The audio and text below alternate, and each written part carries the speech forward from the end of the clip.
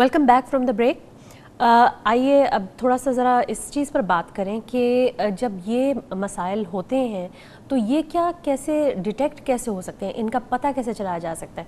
एक तो चीज़ ये है कि फॉलो अप विज़िट होता है जब एक बच्चे की डिलीवरी होती है और माँ बच्चे को लेकर घर चली जाती है, तो उसके कुछ ही अरसे बाद, मेरा ख्याल है हफ्ते या 2 हफ्ते बाद, एक फॉलो अप विज़िट होता है।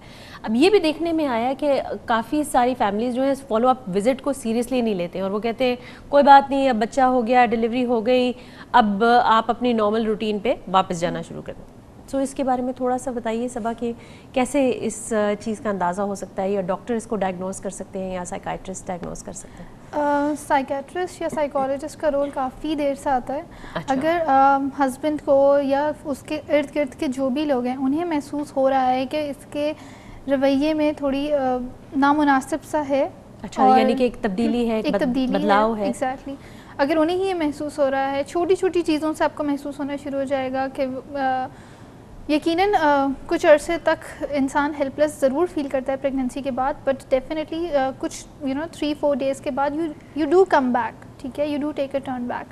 लेकिन अगर आपको लग रहा है कि अपनी सेहत भी वो नहीं देख रहे हैं, खाने का होश नहीं है, तैयार होने का कुछ नहीं है, इस तरह की छोटी छोटी माइन्यूट डिटेल्स तो नहीं कहेंगे, बहुत ही ऑब्वियस बातें होती हैं, ये बड़ी बात होती है एग्जैक्टली। हाँ, तो इन चीज़ों से आप देख सकते हैं कि कैसा उसके रवैये में तब्दीली आ रही है।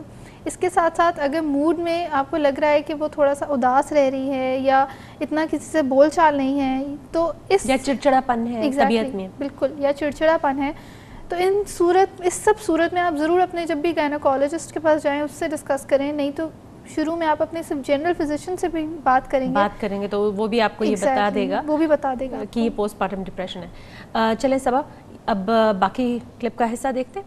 आइए नाजरीन, क्लिप।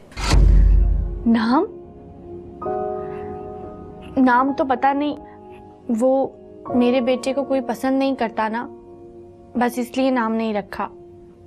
मैंने तो सोचा था, लेकिन नौमान मेरा साथ ही नहीं देते। नौमान नफरत करते हैं मेरे बेटे से। अच्छा नादिया, छोटे बच्चे तो बहुत सेंसिटिव होते हैं ना, क्या खिलाती हैं आप अपने बेटे को? खाना? वो तो खैर। अच्छा, इसके सोने और जागने की क्या टाइमिंग्स हैं? नादिया, नादिया जी, आप तो अच्छी मदर हो ना? हाँ। तो आपको पता होना चाहिए ना कि आपके बच्चे के सोने जागने की क्या टाइमिंग्स हैं और आपका बच्चा क्या खाता है। जी हाँ। आपको क्यों नहीं पता? मैं जा रही हूँ। अरे क्या हुआ नादिया? नादिया मेरी बात सुनो। पता नहीं क्या हो गया। मिस्टर नौमान, मुझे इस बात की पूरी उम्मीद है कि अगले सेशन तक नादिया इस हकीकत को तस्लीम कर लेगी कि उसका बेटा अब इस दुनिया में नहीं रहा। थैंक यू डॉक्टर साहिबा। वेलकम।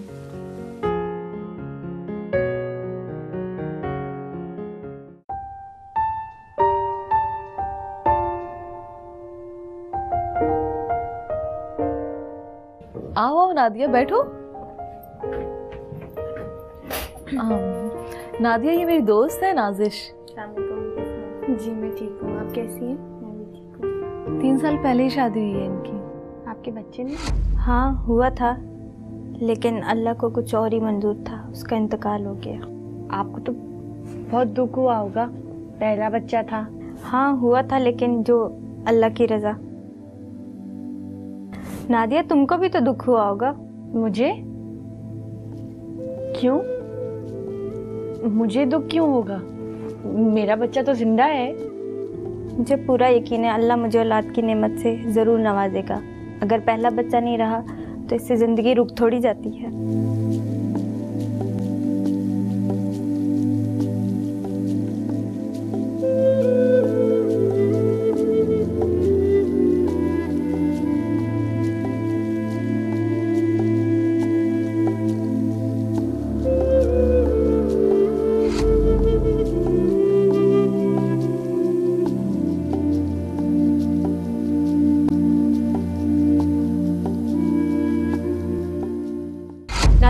जैसे कि भी आपने देखा क्लिप में कि नादिया जो है वो साइकोथेरेपी में चली गई है और या काउंसलिंग में चली गई है। अब काउंसलिंग के हवाले से मैं आपसे ये मालूम करना चाह रही थी कि क्या ऐसे लेडी हेल्थ वर्कर्स जो हैं वो एक काउंसलर के तौर पे एक्ट कर सकती हैं और इस मैसेज को बाहर वहाँ तक पहुँचा सकती हैं, घरों तक पहुँचा सकती हैं?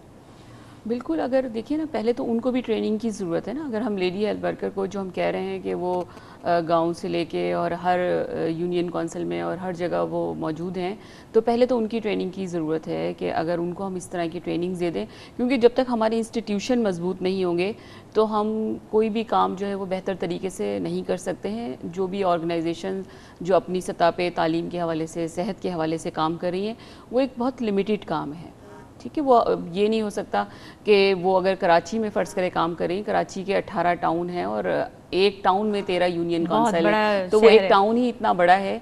तो मैं समझती हूँ कि अगर हम अपने इंस्टीट्यूशन को मजबूत करेंगे, उन वहाँ पर जो मौजूद लोग हैं उनकी ट्रेनिंग्स होगी, जो हम काम आगे बढ़ रहा है उसके हवाले से, तो ज़्यादा बेहतर होगा और बात जो है वो ज़्यादा लोगों तक पहुंच सकती है।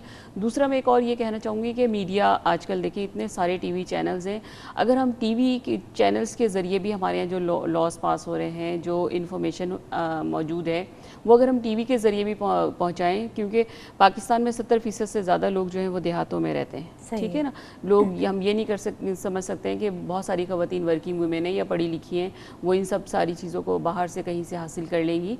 तो लेकिन आप कह रही हैं कि मीडिया का बहुत इन्फ्लुएंस है, घर के अंदर तक बात पहुंचाने का ये बहुत अच्छा मतलब आप देखें टीवी चल रहा है और ठीक है वो देख नहीं रही है, कोई और अपना घर का काम कर रही है, लेकिन कम से कम उन्हें आवाज़ तो आ रही है ना। तो इस तरह की जो चीज़ें हैं, जो मालूमात जिससे मिल सकती है, वो मैं समझती हूँ कि इस तरह के प्रोग्राम्स होने चाहिए, उनको मौका मिलना चाहिए, क्योंकि ख़वातीन के हवाले से हम जितनी भी चीज़ों को आगे बढ़ाएंगे, तो क्योंकि अगर आप एक मर्द को कोई भी इन्फॉर्मेशन कोई देंगी, वो आपने एक फ़र्द को दिए इन्फॉर्मेशन, उसको अवेयरनेस दिए, लेकिन अगर किसी औरत को इन्फॉर्मेशन इस तरह की मिलती है तो वो अपने पूरे एक फैमिली को जो है वो मालूमात पहुँचाएगी। तो इसका मतलब ये है कि हमें इन चीज़ों के ऊपर, औरतों की सेहत के ऊपर और औरतों के मसाइल के ऊपर बात करनी चाहिए।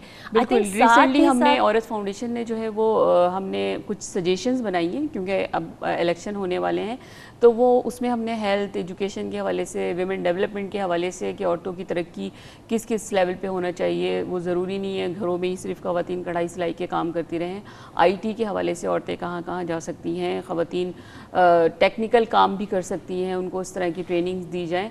तो हमने कुछ सजेशंस तैयार की हैं औरत फाउंडेशन ने, और मुख्तलिफ पॉलिटिकल पार्टीज़ को हमने वो सजेशन दिए हैं कि आप ये सजेशंस जो हैं वो अपने मैनिफेस्टो में डालें, ताकि जो आप भी जब हुकूमत में आएँ, अब आइंदा जब भी इलेक्शन होंगे और जो भी पार्टीज उसके अंदर आती हैं, तो वो ख़वातीन के हवाले से इस पे काम कर सकें। तो बहुत सारी पार्टीज़ ने जो है वो हमारी उन सजेशंस को एक्सेप्ट किया है, लेकिन अब हम इसके हवाले से हम फॉलो अप प्रोग्राम भी करेंगे कि कितना हिस्सा जो है वो उन्होंने हमारी सजेशंस को उसके अंदर डाला है, क्योंकि जब तक हम आपको हक जो है वो कोई देता नहीं है, आपको छीनना पड़ता है और आपको बार बार बताना पड़ता है। मतलब एक बच्चा भी जब रोता है तो माँ उसको उसी वक्त दूध दे रही होती है या उसको जो भी खाने की चीज़ें वो दे रही होती है।